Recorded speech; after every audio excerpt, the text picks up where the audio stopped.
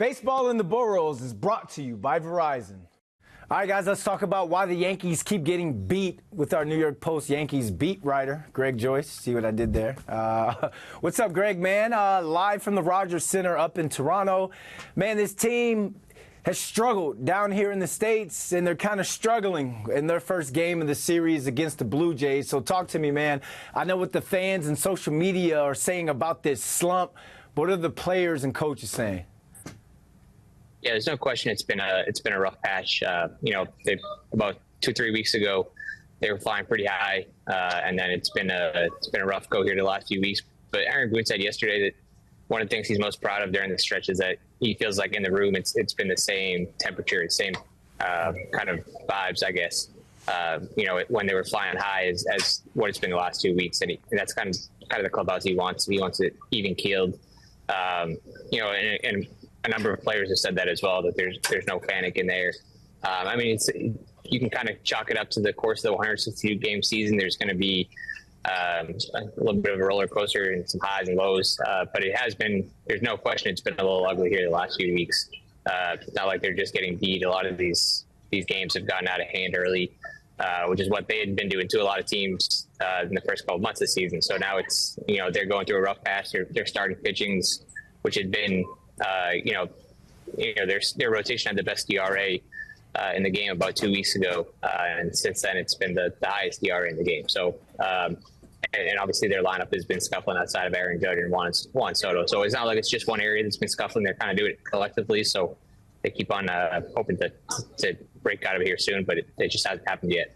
Yeah, I love how you're kind of alluding to how the rotation has kind of struggled. And I love how the players are kind of trying to stay even-keeled as much as possible, because everybody knows adversity hits every team at one point throughout a season in professional sports. So a slump isn't anything new.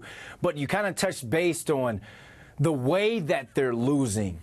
That is what has everyone frustrated, mainly the rotation. Why has this rotation not lived up to the recent hype? Yeah, it's strange. You would have thought that, they were so good without Garrett Cole, and then he comes back and you would think that he'd get even better. But really, it was right around at the time he came back that everybody kind of, collectively had a couple rough starts. And it's been that way a couple turns to the rotation now. Carlos Rodon was the latest one last night. His ERA has risen almost 2 runs in his last 3 starts. His fastball is just getting beat a lot early and often right now. George Springer hit 2 home runs off it last night. He's just not commanding it where he wants to, and he's mixed in some other pitches here and there. But he said last night he needs to continue to do that more. And so Marcus Stroman has the chance tonight to be the stopper. They haven't had that. He pitched. Nestor Cortez pitched well their last time out and still didn't win with the lineup struggling. But they feel like they're capable of snapping out of it. And it's just a funk here, but. Their rotation really hasn't given them much of a chance in a lot of these games lately. Fans are hoping that Marcus Stroman and the Durag can be on point tonight. They got about a month into the trade deadline. If they can't clean this thing up and get out of this slump by the deadline, you think that they're going to become buyers or sellers? Yeah, I think they're buyers either way. Don't trade for Juan Soto and his walk here just to turn around and sell. They really have to be all in this year. And they have the talent to do it. If they're going right and they're healthy, they have Juan Soto, Aaron Judge, and Garrett Cole, who are 3 of the top 10 players of the game. They just need the supporting cast around them. It's not like basketball where you can have just 2 or 3 guys kind of carry the team. And they'll do it on occasion. Juan Soto and Aaron Judge have had stretches here where they, kind of put the team on their back. But, I would expect them to be buyers.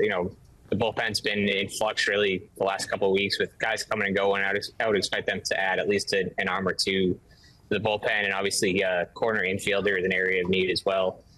Just with some of the injuries they've had with Anthony Rizzo, and then you have DJ LeMahieu and Gleyber Torres now playing up to the way they're capable of. So I think those are the 2 biggest areas of need right now. But they get a month here basically to see what else they need, and then on July 30th. I believe it'll be pencils down. 3 games left in the Blue Jays series. They got 1 tonight. That's why you're at the stadium now. 2-part question. Is there pressure on Stroman to get the rotation back on track, and how important is it for them to take this series?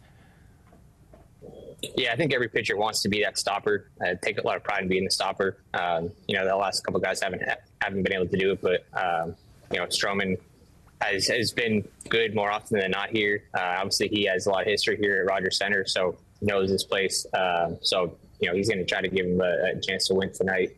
And yeah, it's important.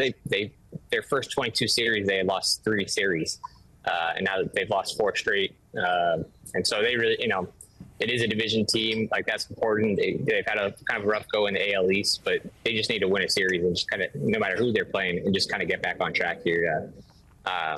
Sometimes these things kind of can snowball, and you wonder if that's happening here. But it seems like, it's a 4-game series here. They got to at least split just to kind of get back on track. And they're going to have to. They put themselves in a hole last night, but going down in 1 game, they got to turn around here soon.